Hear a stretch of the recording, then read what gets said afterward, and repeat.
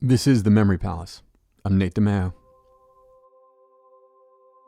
1,347 birds in drawers and boxes, dead and labeled with paper ID tags tied to their thin ankles. They are horned larks and grasshopper sparrows, field sparrows, red-headed woodpeckers, and eastern towhees. The oldest of these, two towhees, black-winged and black-hooded with red-brown feathers flanking their white bellies, and a lark, a brown-speckled male with streaks of bright yellow framing its face, have been in storage in natural history museums since 1880, laying flat, wings enfolded, chins up, beaks up, legs stretched out, looking like each could be thrown like a dart, specimen tags trailing behind like a banner from a plane circling over a beach on a summer's day. The rest were collected in various fields and forests and town greens and nature preserves and at least one shopping mall over the course of the following 135 years. Then, a few years back, a couple of PhD students, Shane Dubray, an evolutionary biologist, and Carl Fuldner, a photographer and art historian, opened up those drawers and boxes where those birds were collecting dust. And I mean that metaphorically. These were well-kept museum specimens. And the two men started collecting dust. And I mean that literally. Their theory, and it was a good one, was that those 5 specific species of birds could tell them about air pollution in 5 states between 1880 and 2015. Each of those species has white bellies that can become discolored by soot and other particulates. Further, at least once a year each of those species molts and grows a new set of feathers. So if you looked at, say, specimen 116522, a female horned lark collected at Geddes Pond in Ann Arbor, Michigan in 1949, you know that the soot that still clings to that dead bird, that blackens her white feathers like the face of a chimney sweep, dates to 1949. So some of the black carbon put into the air by a coal plant outside Gary, Indiana in 1899, or a smelting factory on the Allegheny in 1922, as a lark circled the smokestacks, or a sparrow nipped a cricket off a tall reed at the river's edge, was still there, on those birds in those drawers in those museums. And you can just see it. The researchers used electron microscopes, but you can just see it with your eyes. A bird, once white and black and reddish-brown, is now nearly solid gray from living in Ohio in 1913. And you could line those 1,347 birds up, specimen after specimen, sequentially, year by year. And you could just see it. See how bad the air was and when. And get a sense of how dark the skies must have been to darken those birds so.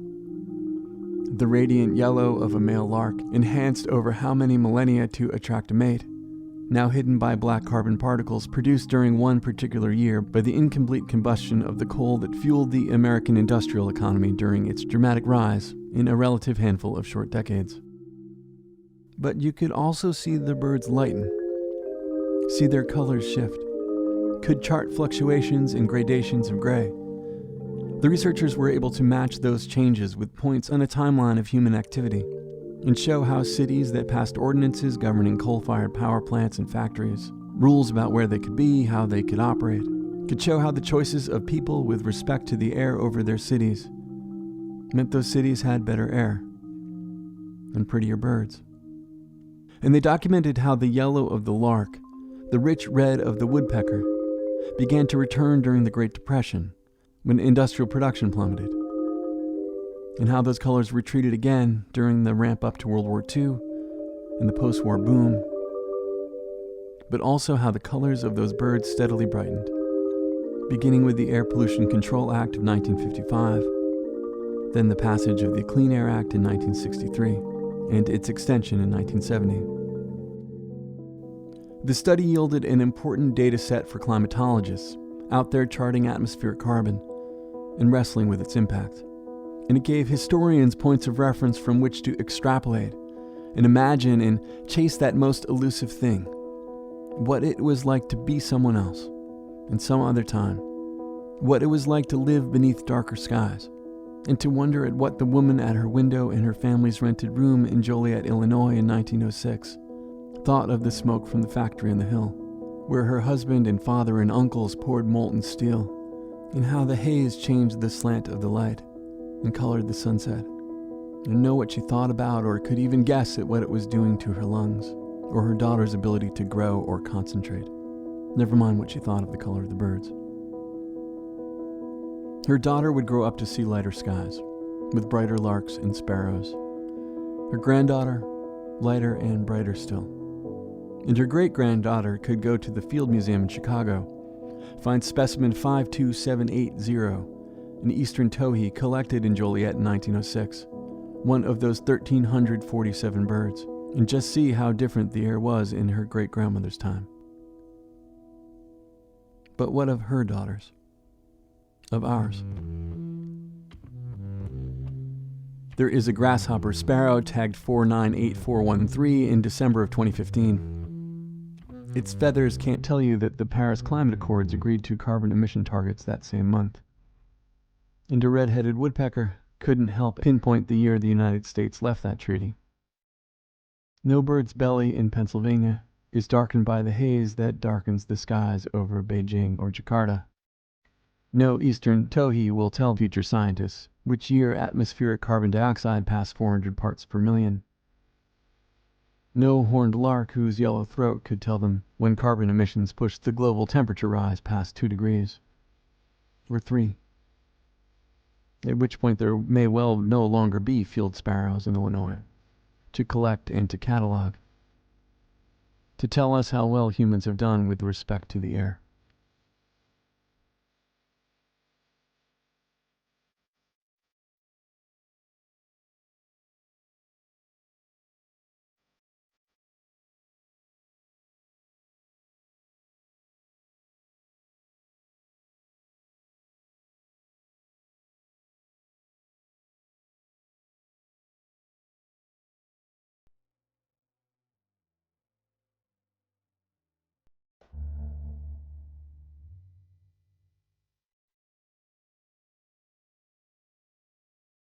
This episode of The Memory Palace was written and produced by me, Nate DiMeo, with engineering assistance from Elizabeth Aubert.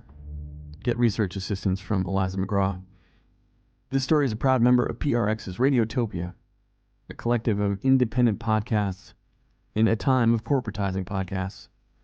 You can donate at any time to show your support for independent media and free podcasts by donating to this show at radiotopia.fm. If you'd like to drop me a line, you can always do so at nate@thememorypalace.us. You can follow me on Twitter and Facebook at The Memory Palace. And I will talk to you all in a couple weeks.